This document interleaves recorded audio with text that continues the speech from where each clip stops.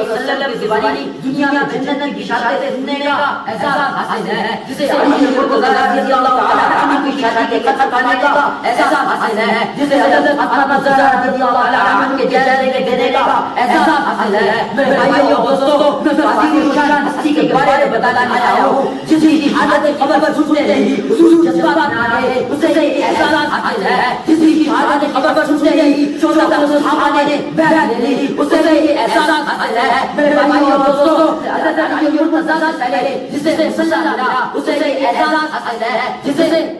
حضرت علی کے پیچھے کھڑے ہو گئے، حضرت علی مرتضی نے 12 سال نمازیں پڑھی، اسے احساس حاصل ہے۔ میرے بھائیوں، جس کے دروازے پہ کھڑے ہو گئے، حضرت حسن و حسین نے بیعت کیا، اسے احساس حاصل ہے۔ میرے بھائیوں، حضور صلی اللہ علیہ وسلم نے جس کو جنت کا نصیب کہا، اسے احساس حاصل ہے۔